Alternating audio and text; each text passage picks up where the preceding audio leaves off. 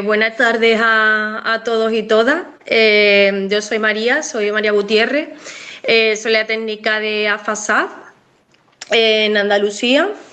Y bueno, esta tarde tenemos a José Ignacio Díaz Carvajal, que nos va a impartir un taller de padres y madres felices de hijos e hijas con SAF.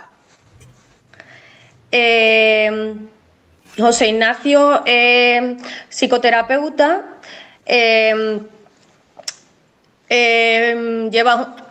perdonad, no sé si me estáis hablando.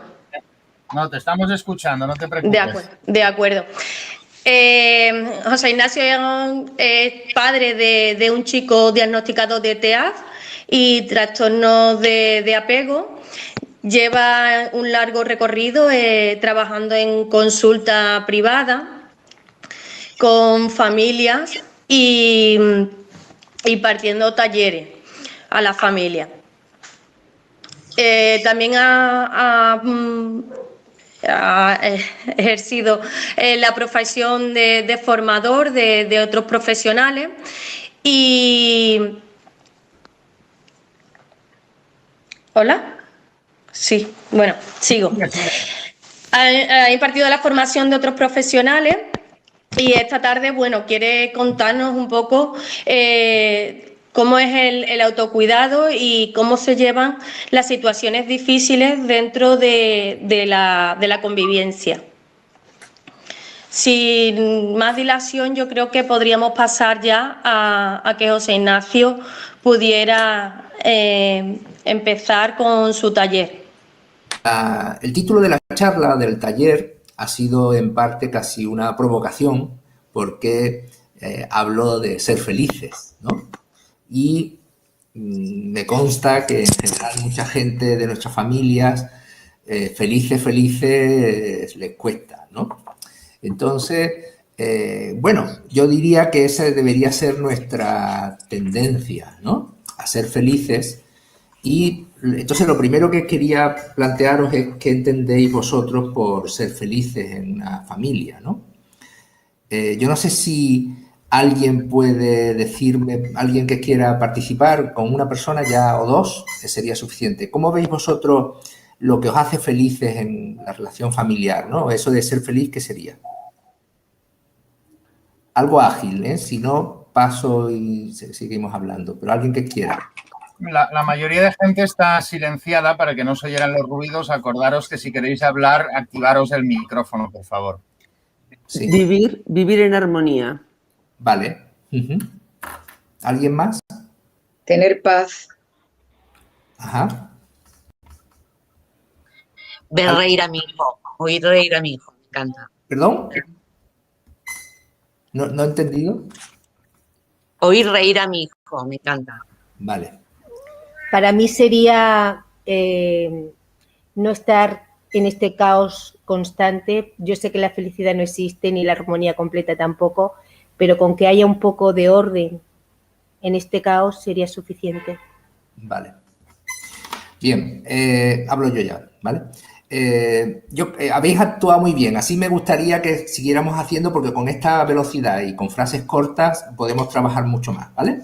Bien, yo me tenía aquí anotado que curiosamente las familias empleamos muchísimo tiempo precisamente en el orden, en la búsqueda de seguridad, en las normas, en educar, ¿no? En el control, nos preocupa mucho controlar a nuestros niños, en la obediencia incluso, y os lo nombro simplemente porque curiosamente a esas cosas son las que dedicamos más tiempo, pero probablemente la felicidad no tenga que ver con esas cosas, ¿vale? Esas cosas, en todo caso, estructuran la familia y permiten a veces que haya armonía, otras veces no, ¿eh? O que haya paz y otras veces no. Entonces, para mí, la felicidad es simplemente tener un proyecto con sentido, ¿vale? Y que ese proyecto con sentido permita que se realice, pues en este caso, un proyecto con sentido de la familia, que se realice nuestro proyecto familiar, ¿no? Pero que tenga un sentido. Entonces, simplemente con que eso se realice, puede haber felicidad. No tiene por qué haber siempre alegría, no tiene por qué haber siempre paz, no tiene por qué haber incluso cumplimiento de expectativas, ¿no? Sino que ese proyecto que nosotros teníamos en la cabeza se está realizando, ¿vale? Y entonces, de esa manera podemos ser felices. Claro, ¿qué ocurre? Que los proyectos que a lo mejor hemos diseñado, que hemos planteado en nuestras cabezas cuando hemos decidido adoptar y tener hijos y formar esta familia, pues no se cumplen para nada, porque tenemos unas expectativas que esas expectativas pues estaban muy alejadas de la realidad que tenemos, ¿vale? Y entonces esa primera idea, ¿no?, de cómo las expectativas nos frustran completamente el proyecto y por tanto la posibilidad de felicidad, ¿no?, pues eso es bastante común. Pero hay otra cosa, aparte de las expectativas, que las expectativas podríamos decir que son ideas que tenemos sobre lo que debería ser nuestra familia, pero bueno, las ideas generan sentimientos y los sentimientos que más abundan en nuestras familias pues son sentimientos que nos hacen desgraciados, ¿vale?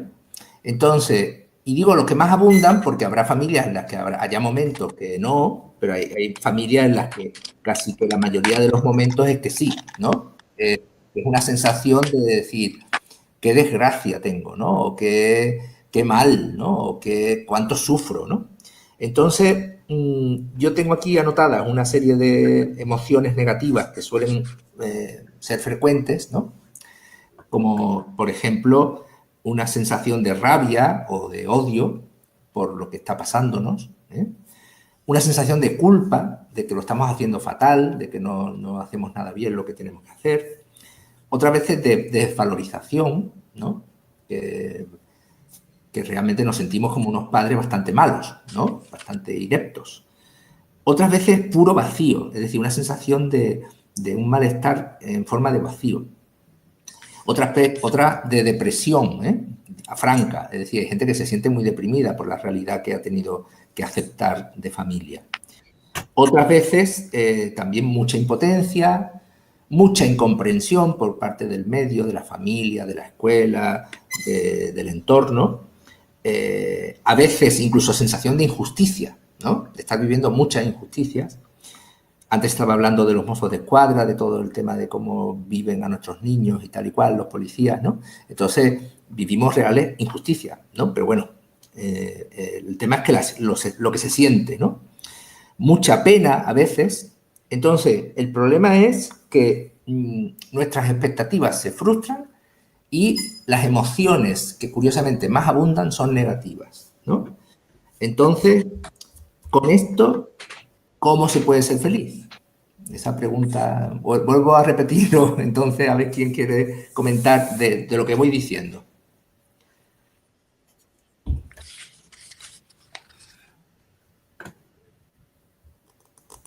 Algo breve.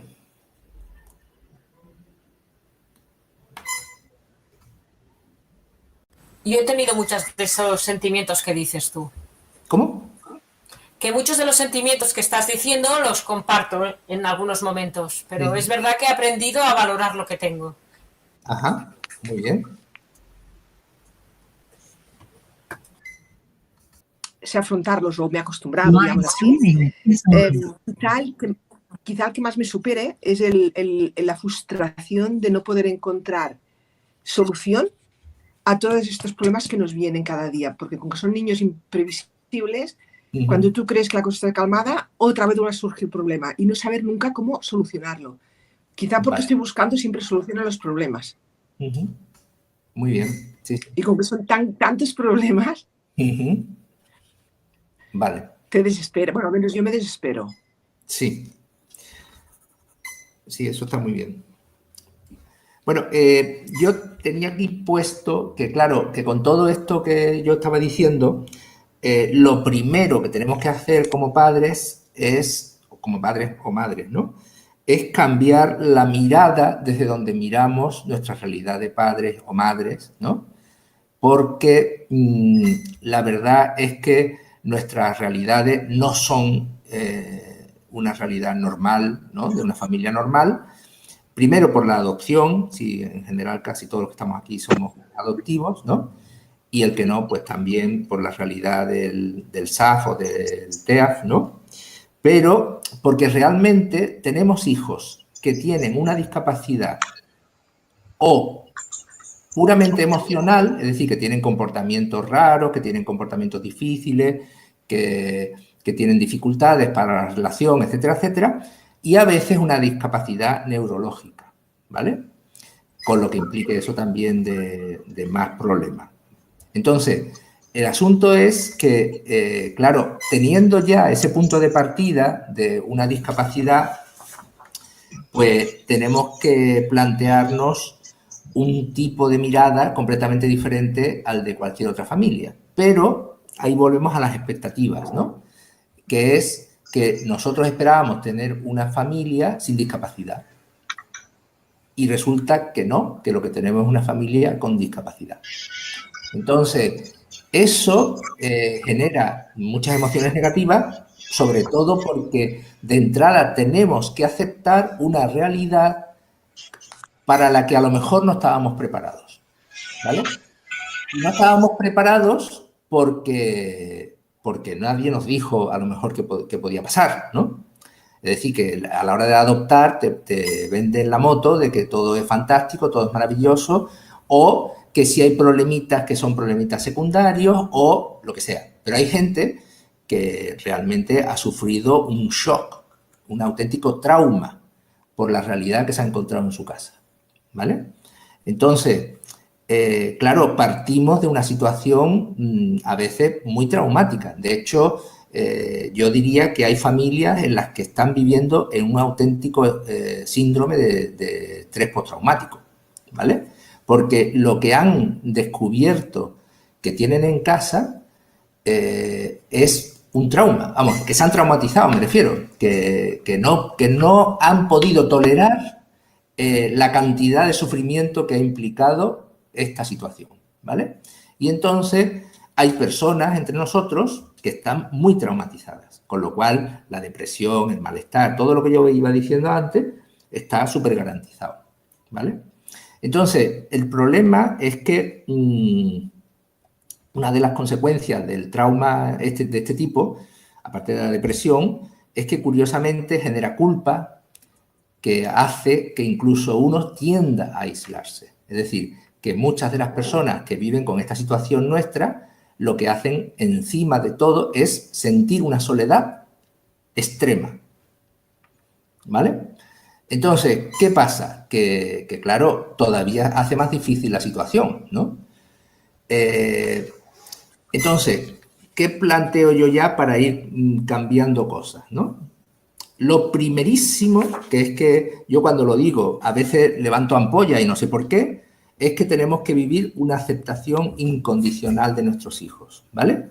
Entonces, ¿eso qué significa? Pues que tenemos que aceptar la realidad que tienen, pero sobre todo la realidad de sus conductas. Y digo esto porque yo estoy hartísimo de luchar contra el enfoque que se suele hacer desde la psicología habitual, ¿no? Que es que nos enseñan a lidiar con las conductas de nuestros hijos, pero no a conocer a nuestros hijos y a ayudarles a que se conozcan y a ayudar a ver qué significa lo que les pasa, ¿no? Entonces, el enfoque de la conducta es nefasto. ¿Por qué? Pues porque a veces las conductas de nuestros hijos son verdaderamente raras, disruptivas, molestas, odiosas, ¿no? Es decir, que hay para todos los gustos, ¿no? A veces su no conducta, porque hay niños muy inhibidos que no hacen nada, que no salen, que no se relacionan, que no hablan, que no contestan, que no estudian y que no nada, ¿vale? Y ¿qué pasa? Que mucha gente que a lo mejor consulta a un psicólogo ordinario, que no entiende de esto, a lo mejor lo que le dice es simplemente, pues nada, que le premie con tal cosa, que le castigue cuando haga determinadas conductas, que intente extinguir esa conducta que no funciona, etcétera, etcétera. Pero, claro, más o menos como que el niño no se salga de rositas y pueda no tener consecuencias. Es decir, la palabra mágica de todo esto es que el niño tenga consecuencias, ¿vale? Y cuando yo hablo de aceptación incondicional, lo que hablo es de aceptar lo que hace el niño sin consecuencias, ¿vale? Entonces, ¿esto qué significa? Que de entrada yo como padre o como madre lo que tengo que hacer es aceptar lo que hace mi hijo. Pero aceptar es aceptar. Eso no significa que me guste, porque no me tiene que gustar nada lo que hace, y que lo que pasa es que tengo que de entrada tolerarlo, de entrada intentar comprenderlo y luego ya veré qué hago con eso. Pero no tengo de entrada que hacer nada, ¿vale? Tengo que aceptarlo. Entonces, esta aceptación incondicional, claro, a veces a algunos padres les rechina muchísimo. ¿Por qué? Pues porque tienen una personalidad a lo mejor que en su casa se ha educado a los hijos y han vivido la educación de sus padres, en donde todo era ordenado, todo era muy rígido, todo era muy controlado, todo era muy valorado el buen comportamiento. Y entonces, claro, tener un hijo que a lo mejor resulta que va y te rompe algo, te insulta o te dice cualquier barbaridad, ¿no? Pues eso es intolerable. Y, claro, si consultas a lo mejor, ya digo, con un psicólogo, pues te dice, no, por supuesto, no puedes tolerar que tu hijo te amenace, o tú no puedes tolerar que tu hijo te robe, tú no puedes tolerar que no sé cuánto. Ese niño tiene que pagar con unas consecuencias claras, tienes que quitarle el móvil, tienes que impedir que salga, tienes que no sé cuánto, tienes que no sé qué. Entonces, mi punto de partida es el opuesto. Hay que aceptar que todo eso pasa. Y cuando de verdad lo aceptemos, podremos empezar a pensar qué hacemos con eso.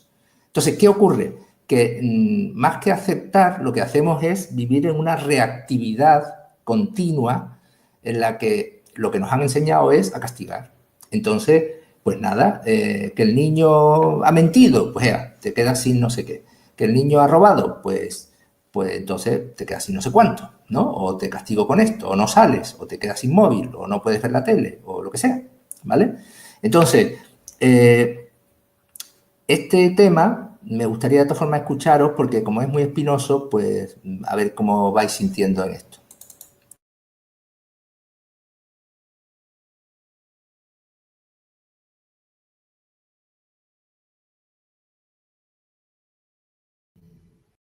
Vale, estáis silenciados, acordaros de poder abrir los micros.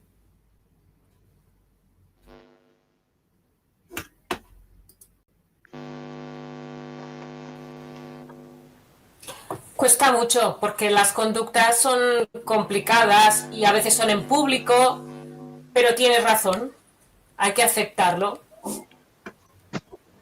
Yo, si queréis, os pongo un ejemplo. ¿Me oís bien? Sí. ¿Me oís? Sí. Sí. Mi hija ya tiene 22 años, empezó a robar cositas en las tiendas cuando tenía 4 o 5. Y lo que hicimos, bueno, sí, yo sí, que le explicaba que no se debían coger las cosas, no eran nuestras, íbamos a las tiendas a devolverlo. Conseguí que parara durante un tiempo. Bueno, de tiendas ya no he sabido que haya robado más, porque además una vez me encontré a un comerciante que me guiñó el ojo y le dijo, pues mira, por esta vez te lo perdono, pero la próxima vez llamaremos a la policía. A ella, pues una niña de 5 años, lo de llamar a la policía le sonó muy gordo y no lo hizo más. De más grandecita empezó a coger dinero en casa. Le decíamos que no tenía que hacerlo, pero al final nos dijo, a ver, es que yo lo veo encima de la mesa. O sea, mi marido tenía costumbre de sacarse la calderilla del bolsillo y lo dejaba encima de la mesa cuando llegaba a casa. Yo me pienso que no es de nadie. Guardadlo, por favor, y no voy a cogerlo. Y así lo hicimos. Luego se hizo mayor y ya en algún momento, pues bueno, cuando se le ha cruzado el cable que quería alguna cosa y no sé por qué le ha parecido, pues que yo qué sé, que no se la daríamos o que no la compraríamos, pues alguna vez pues nos ha vuelto a robar dinero porque busca, pero que muchas veces cuando, no sé, en alguna conducta disruptiva muchas veces tienes que averiguar qué les ha pasado y yo he desarrollado casi técnicas a ver, con suavidad, pero detectivescas. O sea, y esto y aquello, quieres decir, seguro que esto que me estás diciendo, pero con calma. Y al final, muchas veces cuando la ha liado parda, si le dices, a ver, lo que te ha pasado es que yo he dicho esto, o quien sea, tú te has enfadado y has reaccionado de esta forma. Entonces bajaba, se calmaba porque se sentía entendida y a partir de ahí podíamos hablar. No siempre está uno templado como para reaccionar calmadamente, pero a ver, yo el tema, sí que es verdad que el tema de poner límites lo hemos ejercido mucho, pero también el entenderla. Y una de las cosas que, por ejemplo, ha sido un gran cambio, había cogido en diferentes ocasiones ataques de pánico cuando se hacía de noche, cuando íbamos en coche o en algún espectáculo, y al final ahora nos puede avisar. O sea, al final lo que descubrimos es que con las luces, con el ruido, hay un momento en que si se hace oscuro no procesa bien y se asusta, entra en pánico. Ahora nos puede avisar antes y dice, me estoy, en catalán es, me estoy desorientando, sí. Tenemos una palabra que es atabalán, que a veces también nos la dice, que es, ya no puedo más, pero que se está desorientando. Pues es una gran ayuda el poder saber eso. A ver, ya sabemos que no podemos circular de noche, nos hemos tenido que adaptar a eso, pero ella también ha aprendido a avisarnos. Las primeras veces pues era chillar o atacar al conductor, o se ha llegado a atacar al conductor.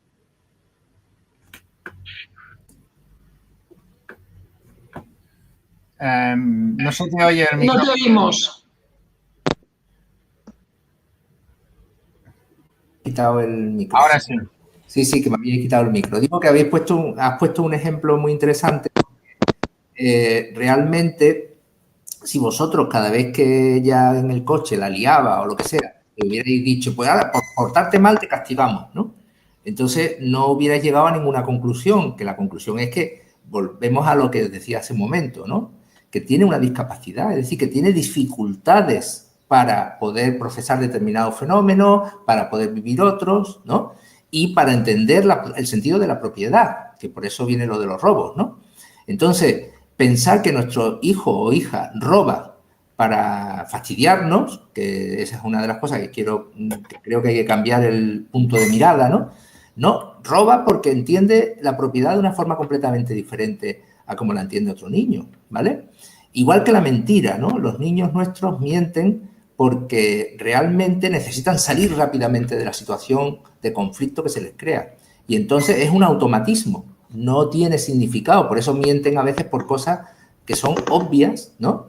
Como que tengan, no sé, que tengan todo un churrete aquí de haberse comido un helado y tú le dices, ¿estás comiendo un helado? No, ¿sabes?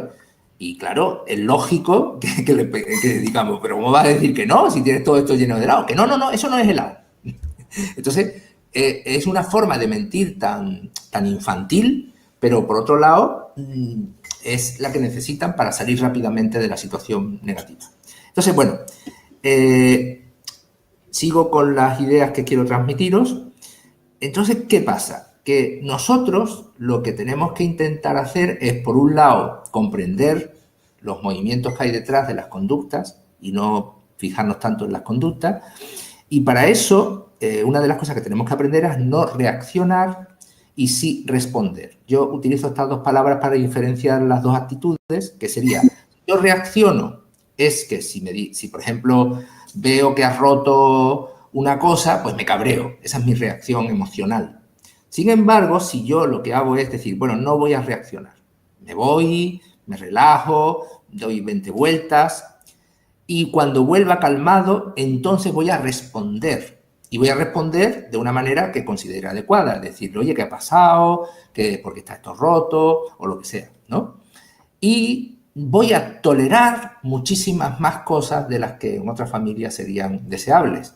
Pero ¿Por qué? Pues porque si yo no entiendo por qué ha roto eso y no quiero castigar, como os he dicho, entonces voy a simplemente decir, bueno, esto está roto, ya veremos cuándo sea, por qué se ha roto y qué ha pasado.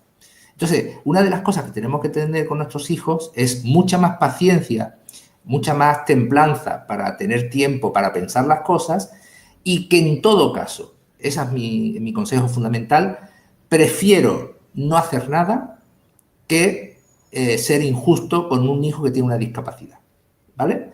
Y cuando digo eso es porque el estar continuamente pensando en que tiene una discapacidad a mí por lo menos me ayuda para ser mucho más amoroso y aceptarle mejor y no estar todo el tiempo haciendo cosas que realmente son dañinas, que es castigarlo, reñirle y no sé qué, que no sirven para nada, porque si sirvieran, bueno, pero es que no sirven, ¿vale? Entonces, eso por una parte y también hay una cosa que es importante hacer, que cuando antes, por ejemplo, la compañera hablaba de la frustración, Ana me parece que es, ¿no? De la frustración de no encontrar soluciones a los problemas continuos y tal y cual, ¿no? Pues, claro, yo pienso que tenemos que aprender a vivir en una situación de presente, en el sentido de decir, bueno, como yo quiera vivir pensando en el futuro, voy a estar amargado todos los días.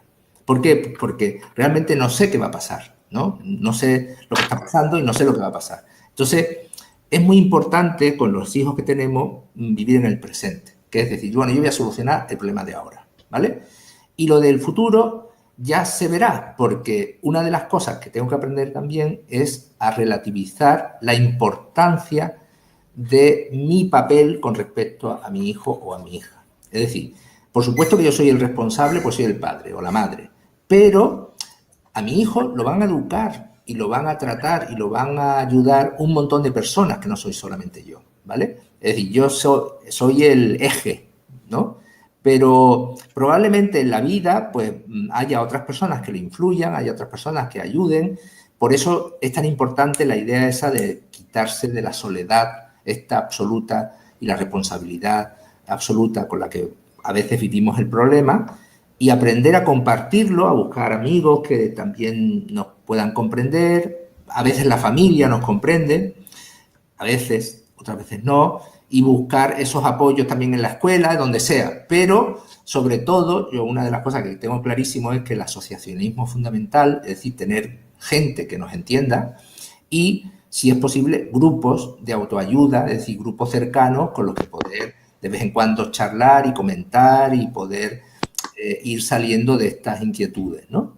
Pero no quedarse en ese aislamiento. Lo que pasa que sí que es verdad que es vivir el presente. El pasado ya pasó, lo que hubiera pasado, no estar todo el tiempo arrepintiéndose de cosas que hice, de las que no hice, de lo que tenía que haber hecho, de lo que tenía que haber preguntado, pues no.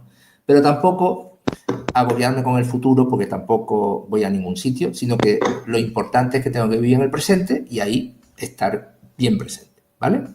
Entonces, a mí hay una frase que me encanta, que es la de que ante lo inevitable me relajo y disfruto, ¿vale? Entonces, esta frase, no sé si tiene sentido para vosotros, pero para mí sí tiene mucho. ¿Por qué? Porque yo, por ejemplo, si de repente veo un destrozo, ¿no? Pues yo de entrada me relajo, es decir, me calmo. Si yo veo que mi hijo ha roto algo, ¿no? Pues yo no cojo y lo primero que hago es reaccionar cabreado o lo que sea, sino yo lo primero que hago es decir, bueno, ya ha pasado, ¿no? Es como si fuera un fatalismo existencial, ¿no? Es decir, bueno, ya está, ya pasó, ¿no? Mi hijo, por ejemplo, que se ha roto muchísimo hueso, pues cada vez que viene con uno roto, yo digo, bueno, pues ya está, ya tocaba, ¿no? Y venga, vamos al hospital. Entonces, ante lo inevitable, que se ha roto el hueso, yo me relajo, porque si no me pongo histérico, y digo, bueno, ¿qué es lo que tengo que hacer lo siguiente? ¿Llevarlo al hospital? Pues vámonos al hospital, pero tranquilamente, ¿no? Vamos a ver, que yo tengo que llegar intacto, no voy a llegar también con un accidente del coche. Entonces, vamos para allá y ya veremos qué pasa. ¿Qué pasa con eso? Que es inevitable. ¿Qué gano yo agobiándome? Nada. ¿Qué gano yo reprochándole cosas o diciéndole que tenía que haber tenido más cuidado? Nada. Entonces, yo me relajo y si puedo, pues disfruto. ¿En qué sentido disfruto? Pues disfruto, pues en este caso, de decir, venga, hijo, te puedo cuidar internamente, pienso eso, ¿no? me vas a permitir que te cuide, porque una de las cosas que a veces nos pasa con nuestros niños es que son tan autónomos a su manera que no nos dejan que los queramos y que los cuidemos. Y a veces, pues hay que ver el lado positivo de las tragedias estas que padecemos, que es, pues me va a dejar que lo cuide, porque me va a dejar que lo lleve al médico, que lo lleve, que llore, que yo le diga, ay, no pasa nada, venga, que verás que bien queda el yeso, verás que tus amigos te van a firmar todos. Y estamos incluso en un momento que a pesar de la tragedia, pues bueno, por lo menos estamos juntos y ahora está un poquito más dulce y más se deja querer, no sé, ¿no? Entonces, hasta en ese sentido hay que darle la vuelta si es posible a las cosas. Porque es verdad que luego vienen otros momentos en que no, que son trágicos y que, bueno, que hay que también aceptarlos, ¿eh? Porque yo pienso que lo importante es, como os digo, ante lo inevitable, relajarse, ¿vale? Entonces, hay que también, aparte de con los pensamientos propios, los sentimientos propios, hay que ponerle límites. A mí cuando la gente dice, pero ¿y a los niños? Entonces, ¿tú qué? ¿Con la aceptación esa no les pones límite? Y yo creo que poner límites no tiene nada que ver con la aceptación incondicional. Es decir, poner límites es, por ejemplo, que si mi hijo me roba, el dinero no está en cualquier sitio, no está encima de las mesas, ¿no? Eso es poner límites. ¿Por qué? Porque es que roba. Entonces, si roba y ve dinero y no entiende que es mío, o si yo le digo que es mío, dice, bueno, es que lo mío es tuyo, o lo tuyo es mío, entonces el poner límite en este caso es que no haya dinero, pero no castigarle, que es lo que mucha gente entiende por poner límite. Ahora, yo sí que le pongo límites a las influencias tóxicas del ambiente. Eso es, ¿quiénes? Mi familia, mis amigos, el profesor, es decir, toda la gente que se empeña en decirme cómo tengo yo que criar a mi hijo, ¿vale? Y que lo que me hace es sentir culpable, sentir mal y proyectar toda una serie de cosas negativas sobre lo que yo hago, ¿vale? Ahí sí que pongo límite. ¿Por qué? Pues porque ya es suficientemente complicado y complejo el tipo de trato y de relación que tenemos que tener en casa y lo difícil que a veces se nos hace ser feliz para que venga el listo de turno que tiene magia, por lo visto, en sus palabras y te dice de repente, yo sabría perfectamente lo que hay que hacer con tu hijo, ¿no? Y digo, anda, pues por lo visto este es mago, ¿no? Porque él tiene su varita mágica que con mi hijo haría ¡plum! Y me lo cambiaría. Pero como no existe eso, entonces prefiero ni escucharle, ¿no? Y yo he llegado a bloquear a un amigo, ¿vale? Porque se empeñaba en decirme las cosas que hacía mal, que por lo visto era todo. Y entonces, pues digo, bueno, pues lo bloqueo y ya está. Así no me entero más de lo mal que hago todo, ¿no? Pero vamos, todo, ¿eh? Todo. Bueno, y respecto a los niños sí que conviene ir tomando nota de lo que son sus disparadores, ¿vale? Es decir, todas las cosas que sabemos que les provocan situaciones de desregulación o de comportamientos que no nos gustan, ¿no? ¿Por qué? Pues porque es verdad que hay niños que los disparadores pueden ser desde cuando se levanta por la mañana, ¿no? Que los despierta y ya saltan, a cuando le pides simplemente cosas normales en la casa de colaboración, que le dice, oye, ¿por qué no llevas esto a la cocina, no? O le dices, venga, deja de ver la tele que vamos a comer, ¿no? O cualquier transición, cualquier cambio puede servir de disparador y otras veces son nuestros comportamientos, a veces un poco rígidos porque estamos cansados o por lo que sea, es el típico momento cuando decimos, oye, mira, que te pongas ya el pijama que te tienes que acostar. Entonces, ese aumento del tono de voz y un cierto tono firme para nuestros hijos puede ser un disparador espantoso porque nos escuchan, algunos que tienen una hipersensibilidad acústica y auditiva, vamos, y de todo, de los sentidos, de cualquiera de los sentidos, nos escuchan como si lo estuviéramos gritando. Y ese puede ser un disparador máximo. Entonces, los disparadores, podemos ser nosotros los primeros disparadores y muchas veces les culpamos a ellos, les decimos, es que hay que ver a este niño que responde, que contesta fatal, que es más malo que un dolor. Y realmente es que hemos sido nosotros, porque no hemos aprendido a ir tomando nota de esos momentos, lo que somos nosotros los que disparamos el tiro que pega nuestro hijo, ¿vale? Entonces, eso es importante porque en la medida en que conocemos los disparadores, si ya los hemos desatado o ellos se han desatado porque tienen hambre, sueño, porque hay un momento de transición, porque han tenido un problema en el colegio, por lo que sea, pues aprender a calmarlos previendo lo que hay, ¿no? No esperar a que pase algo y encima reñirles, ¿no? Entonces, si el niño viene del cole y lo primero que hace es pegar una patada a una puerta, pues está claro que lo primero que tenemos que hacer es calmarlo. No decirle, pues como vuelvas a hacer eso, te vas a enterar. Y después de calmarlo, pues a lo mejor es reírnos con él, o jugar a una cosa, o comer, o se duche, cualquier cosa, ¿no? Y luego ya podemos preguntarle a lo mejor cuando pase un poco más de tiempo, si se ha calmado, oye, ¿te ha pasado algo en el colegio? ¿O hoy ha sido un día duro, no? Porque muchas veces las preguntas no son muy útiles. A veces tenemos simplemente que decir cosas, ¿no? De eso, ¿no? Hoy ha debido ser muy duro el día en el colegio, ¿eh? Porque has llegado, que vaya patada que le has pegado a la puerta, ¿no?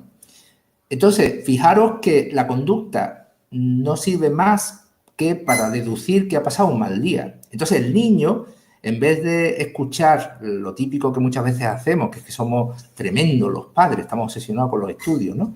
Y que ¿trae muchos deberes hoy? ¿No? Entonces, en vez de traer muchos deberes hoy, le tengo que decir, hoy ha debido ser un mal día para ti. Entonces, el niño, en vez de pensar, mi padre no me quiere porque nada más que sabe preguntar por los deberes, me va a decir, en un futuro, por supuesto, ahora mismo no, decir, oye, pues mi padre se empeña el tío en conocerme, ¿eh? Porque hay que ver que siempre está diciéndome cositas de esas, ¿vale? Pero, en el fondo, claro, es crear una situación de intento de comprensión. Otra cosa es que sepamos lo que el niño ha vivido, no lo sabemos, no adivinamos, ¿no?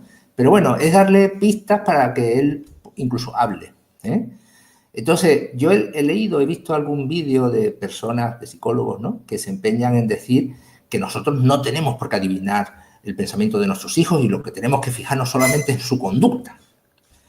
Y yo, claro, como pienso que es al revés, en el caso de nuestros niños, sus conductas son a veces tan explosivas, tan Dr. Jekyll y Mr. Hyde, ¿no? Que tú dices, bueno, ¿qué le ha pasado ahora? ¿Por qué se ha enfadado? ¿Por qué ha empezado a gritar? ¿Por qué le ha pegado a la hermana? ¿Por qué ha cogido al perro y lo ha tirado por la ventana? ¿No? Pues por algo que habrá que intentar sacar como conclusión, pero no castigarle, ¿no? Entonces, claro, el tema es que primero, insisto, calmar. Segundo, como si dijéramos recuperar el vínculo, es decir, jugar, hablar, comer, reírse. Y tercero, hablar con ellos, ¿vale? Entonces, ahí poner los límites no es impedir nada ni prohibir nada, es hablar. Así es como se ponen los límites. Y los niños saben cuáles son los límites. Si el problema es que inevitablemente se los saltan, ¿vale? Entonces, el objetivo no es controlar a nuestros hijos como si fueran marionetas. No podemos. Lo que tenemos que hacer es ayudarles a entenderse a sí mismos, que son niños que no se entienden a sí mismos. Y nosotros a veces los entendemos. Entonces, tenemos que ayudar a que poco a poco se entiendan, a que sepan lo que sienten y a que sepan lo que les pasa por la cabeza. Entonces, eso es lo que llamamos mentalizar, es decir, ayudar a crear mente. Yo en algún taller he hablado de construir mente y es así. Es decir, tenemos que ayudarles a construir lo que les falta. Y nuestros hijos muchas veces ni saben lo que sienten, ni lo único que hacen es exteriorizarlo en forma de descarga, ¿no?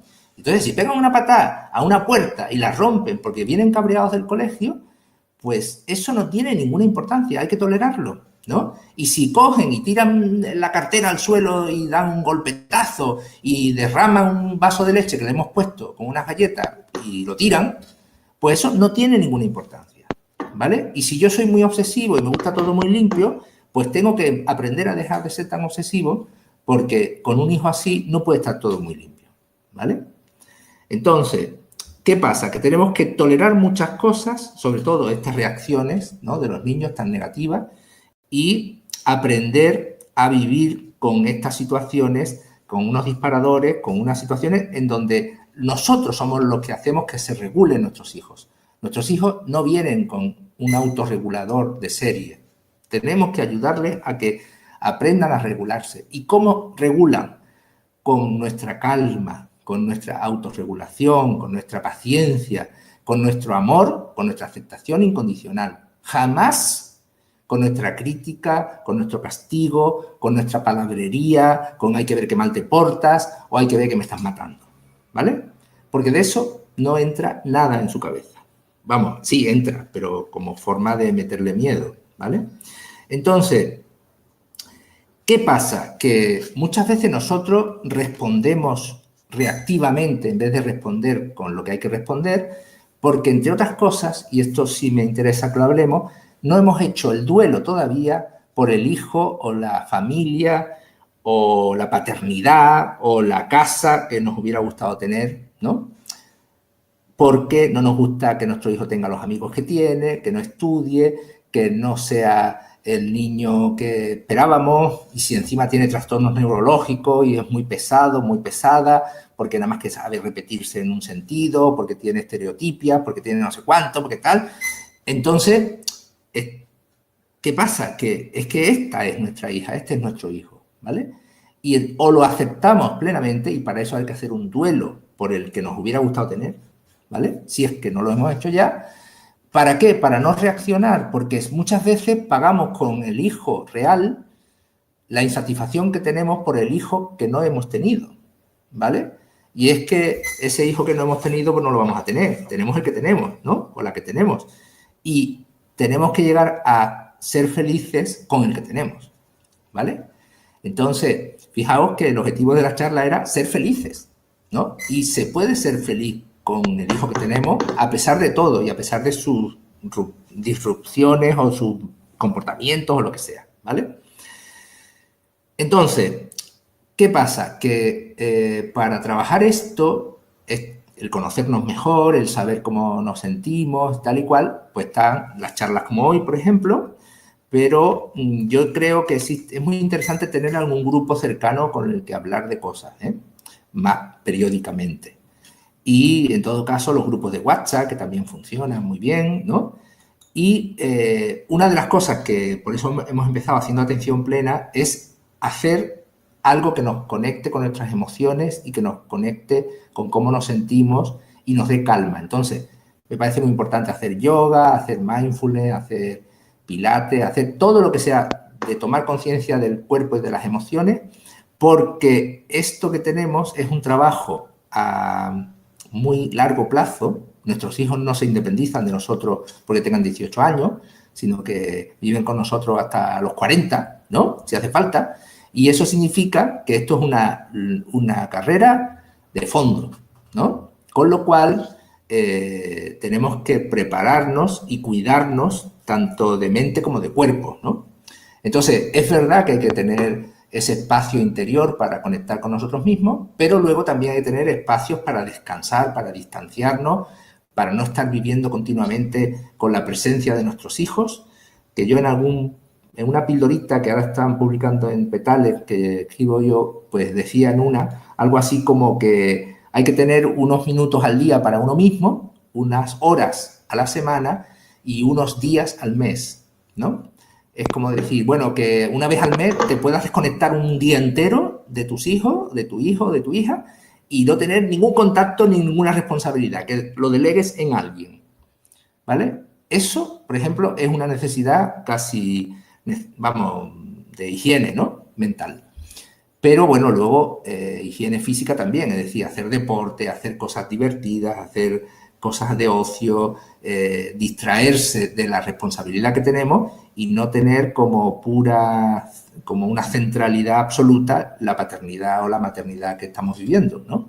Porque se hace realmente a veces muy duro, ¿no? Tan duro que decía al principio que hay gente que tiene un trauma, ¿no?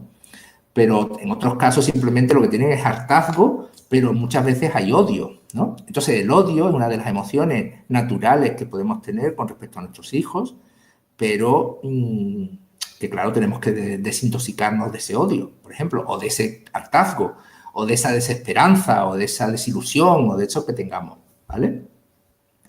Entonces, ¿qué pasa? Que cuando uno se desintoxica de eso, puede recuperar lo que nunca ha debido perderse con los hijos, que es la conexión, ¿vale? Es decir, nosotros tenemos que poder conectar con ellos y sentir que nos apetece conectar con ellos, que no es una carga, que no es que yo tenga que no me impongo conectar con mi hija o con mi hijo. Y conectar, a lo que me refiero es pues al contacto físico, a la risa, juego, a dormir juntos, a hacer planes, ¿no? A pasar rato, a jugar a algo, ¿no? A sentirse, pues yo que sé, a bailar, a hacer cosas, ¿no? ¿Qué pasa? Que eso que se puede seguir haciendo con un niño de 18 y de 20, ¿eh? Porque nuestros hijos maduran a unos ritmos que a veces podemos hacer cosas que son increíbles para otras familias, ¿no? A mí mi hijo a veces me da hasta la mano andando por la calle, ¿no? Es decir, que a mí me sorprende, pero bueno, me encanta porque yo se la cojo y él me deja, ¿no? Entonces, es una cosa muy graciosa. Pero, ¿qué pasa? Que realmente yo entiendo que le gusta porque lo necesita, ¿no? Ahora, esa conexión hay veces que resulta imposible. Hay padres y madres que están tan cabreados con sus hijos que no pueden sentir esa necesidad de reírse o de jugar o de estar simplemente abrazados o besarse, ¿no? Entonces, yo entiendo que para recuperar eso hay que hacer lo que decía antes, hay que hacer los duelos por los hijos ideales, los que no tenemos, y hay que hacer ese trabajo de aceptación incondicional, ¿no? Es decir, que a mí me tiene que importar 3 pitos que mi hijo insulte, robe, pegue patadas o lo que sea. Y esto yo entiendo que a veces es difícil, pero es que es fundamental, porque son personas que no pueden a veces hacer otra cosa y no lo hacen por maldad, ¿eh? Entonces, si no nos fijamos tanto en lo que hacen, sino en lo que son, y nos empeñamos en quererle y intentando empatizar con la persona que son, ¿no? Pues yo creo que es un poco más fácil conectar, como os estoy diciendo, ¿no? Es verdad que los niños donde más desahogan es en casa y donde más desahogan y con quien más es con su mamá, con lo cual las mamás os lleváis la peor parte normalmente en muchas situaciones familiares y luego a lo mejor con lo que se lo pasan mejor estos niños nuestros es en otras casas y se portan fenomenal y ahora a nosotros nos guardan los peores momentos, ¿no? Eso ocurre.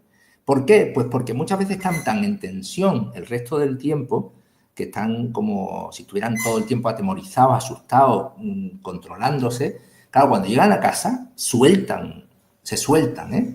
Por eso muchas veces la rabia con quien más lo pagan es con nosotros, ¿vale?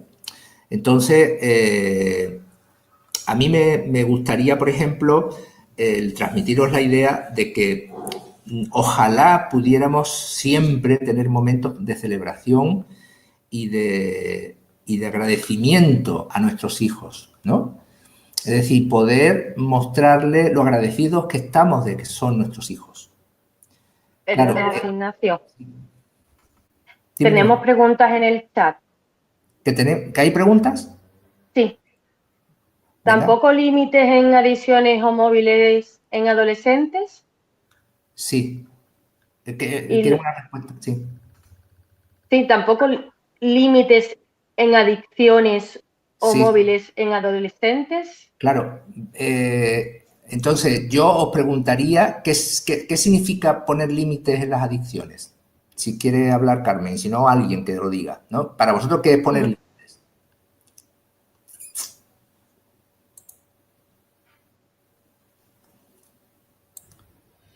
Carmen, ¿quieres explicarlo tú un poco mejor?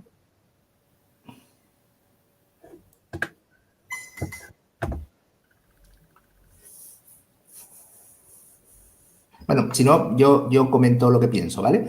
Es decir, yo sí creo que hay que poner límites, ¿vale? Pero, por ejemplo, en los móviles, yo creo que sí, que hay que decir, mira, vamos a poner un horario, en el dormitorio no puedes tenerlo por la noche, etcétera. Pero el problema es que hay niños que eso se lo saltan sí o sí, ¿vale? Que se empeñan en tener incluso hasta otro móvil oculto y os entregan un móvil que no es, ¿no? Hasta eso he conocido yo. Pero bueno, la cuestión es que el límite se pone. Si yo no digo que no haya que poner límites, el límite se pone. Pero si se lo salta, es lo que hay que ver qué se hace con eso. No castigar, sino hay que hablar y ver qué se hace. ¿Por qué? Porque en el tema de las drogas en concreto, claro, por mucho que tú le prohíbas a tu hijo que no fume porro, si fuma porro lo va a fumar fuera de casa. ¿Qué le puedes decir? ¿Que no fume en casa? Bueno, pues ese es el límite. Ahora, que no fume, tú no puedes controlar que tu hijo fume. ¿Que no le das dinero? Bueno, ya lo conseguirá, ya te lo sisará o ya se lo... Como me dijo a mí una vez uno, dice, bueno, trafico, ¿sabes? Entonces, ¿qué significa poner límites? Yo no puedo ser el policía de mi hijo, ¿vale? Yo soy su padre. Entonces, en mi caso, yo prefiero hablar de todas estas cosas, tolerar bastante más de lo que me gustaría, por supuesto, porque, claro, ya no es solamente los móviles o tal, sino, por ejemplo, los tatuajes, los piercing, ¿no? Los amigos que tienen a lo mejor unos amigos rarísimos. Es decir, ¿dónde pongo yo ese límite? Pues yo lo pongo, claro que sí, lo pongo. Y digo, oye, mira, a mí no me gusta que te hagas tatuajes, o yo no quiero que tú hagas esto. Pero si lo hace, esa es la pregunta que yo me hago a mí mismo, yo me doy una respuesta, pero os hago a vosotros. Si lo hace, ¿qué hacéis? ¿Castigarlo? Porque muchas veces es como una especie de venganza, ¿no? ¿Tú qué pasa? ¿Que te has atrevido a hacerte un tatuaje? Pues ahora te voy a castigar. Pero el niño no aprende nada, porque luego se vuelve a hacer otro, por ejemplo. Entonces, la idea no es castigar ni vengarse, ni que el niño acepte una especie de camino trazado donde se supone que van los niños buenos, porque este es malo. Es decir, nosotros lo vemos como malo y además le hacemos sentir como malo. Si nos empeñamos en decirle, hay que ver, este niño, que es imposible, que se salta todas las normas, es que nuestros niños se saltan muchísimo todas las normas. Entonces, ¿qué pasa con las normas? Si se las saltan. Porque yo no soy policía, insisto, ni lo voy a condenar. Entonces, ¿qué pasa? Que yo prefiero quererlo y hablarlo y tolerar muchas cosas. Pero claro, ese es un planteamiento que por lo menos a mí me está dando un resultado bárbaro y es verdad que para la gente en general le parece una barbaridad. ¿Pero por qué? Pues por lo mismo que tenemos a todos los delincuentes en la cárcel. ¿Eso sirve? Yo no sé si sirve, pero a la gente le encanta tenerlos allí, por lo menos están allí, ¿no? Entonces, yo no sé. Ahora, por ejemplo, lo de la resistencia pacífica, esta que me pregunta, yo escuché una charla de alguien hablando de la resistencia pacífica y tal y cual, y a mí no me gustó mucho porque todo el enfoque durante todo el tiempo era respecto a las conductas de los niños, de qué hacer con respecto a sus conductas. Y claro, lo que faltó todo el tiempo era que hablara de las motivaciones. Entonces, por supuesto que en algún caso de niños muy violentos, donde realmente no hay mucho que hacer con ellos, con respecto a unas conductas que son realmente molestas para nosotros, claro, nosotros podemos resistirnos. Ahora, lo que a mí sí me importa es intentar encontrar explicaciones y que el niño empiece a mentalizar, es decir, a poder reflexionar sobre lo que le pasa. Porque si no, mientras que yo ponga la resistencia, a lo mejor no lo hace, cuando yo no estoy lo hace y el niño no aprende nada, ¿vale? Entonces, entiendo que a veces lo que nos pase es que estamos hartos y que queremos salirnos de la situación como sea. Y en esos casos yo os diría que hagáis lo que podáis, ¿vale? Porque hay cada caso que son tremendos. Pero sobre todo, si podemos llegar a una comunicación con ellos y a que se sientan entendidos y a que se sientan queridos, yo creo que a medio plazo es el camino, ¿vale? A medio plazo. A corto plazo, a lo mejor no sirve para lo que nosotros queremos, que es controlarles. Pero es que yo no pienso que haya que controlarles tanto, ¿vale? ¿Dónde? Vamos, voy a seguir leyendo. Hay dos personas que necesitan hablar. Venga, sí, por favor. ¿Nuria? Hola. Va, sí, soy Nuria. Yo pienso que... ¿Me oís bien? Sí. Vale. Yo pienso que el tema, mi chica ya tiene 22. La clave está en lo que has dicho al principio, que es ayudarles a conocerse. Para nosotros esto ha sido útil porque al final hay cosas que ella, bueno, puede, o sea, seguir haciéndolas. Mira, la semana pasada estábamos en la calle Ha empezado con una psicóloga y hemos tenido la desgracia de que el edificio tenía una escalera muy aérea y ella es incapaz de subir esa escalera y le dan miedo los ascensores. Entonces hacemos la consulta en la calle. Estábamos esperando, ella se puso nerviosa y me tiró una patada. Y en aquel momento yo, bueno, pues supe cajarlo y le dije, a ver, estás nerviosa y me has tirado una patada. ¿Qué te parecería ver a una chica de 22 años tirarle una patada a su madre? Y entonces reaccionó y, ay, perdona, o sea, porque ella se ha ido conociendo. Y el otro día también la psicóloga le enseñó, le hizo entender un poco como si tú con otra persona haces algo que la hace sentir mal, probablemente la otra persona reaccionará mal, te lo devolverá de alguna forma, tú te sentirás peor y entonces entras en una espiral negativa y en cambio si te hacen algo bueno, lo fácil es que la otra persona responda bien, que tú te sientas mejor y entras en una espiral positiva. Pues salió muy orgullosa de haber entendido esto y a la mañana siguiente se levantó de mal humor, tal como entró en la cocina me dio un empujón y yo estaba sacando el vaso de leche del microondas, casi se me cae encima. No pidió disculpas y cuando le dije, ya está bien, ni te has disculpado, me contestó no sé qué y le dije, ¿te das cuenta de que estás entrando en una espiral negativa? Y volvió a reaccionar, ay, perdona. Y empezamos bien otra vez. O sea, y en el tema, mira, nosotros, ella cuando se ha puesto agresiva, conseguimos durante un tiempo, ahora está haciendo autolesiones a veces, pero durante un tiempo conseguimos que sustituyera el dar golpes o romper cosas por ponerse unos guantes de boxeo y descargar contra las paredes. Pues genial. O sea, si estás nerviosa, me parece fantástico que descargues como sea, tienes que descargar eso, pero el hecho de ayudarles a conocerse al final termina siendo más rentable. O sea, el hecho de que cogiera dinero y nos pudiera explicar es que lo veo y me parece que no es de nadie, esto tenía 14 o 15 años, ¿no? Pero bueno, poco a poco vas ganando un poco de terreno y es verdad, siempre hacen cosas que no querrías que hicieran, ¿eh? ¿No? Ya, muy bien. Alguien quería hablar también, ¿no? ¿Yo? ¿Puedo? Hola, hola. Sí. Hola. Sí, Martín, te escuchamos. A ver, que en relación a los límites, bueno, yo conozco bastante la propuesta que tú haces por haber asistido varias veces a tus seminarios, me parecen fantásticas, y hemos practicado y aprendido a partir de todo lo que has explicado, o sea, y mejorado la convivencia. Pero el problema que hemos encontrado, por ejemplo, bueno, que yo encuentro con el límite en relación a las adicciones. Uno puede ser tolerante con las adicciones, o sea, en casa, por ejemplo, ¿no?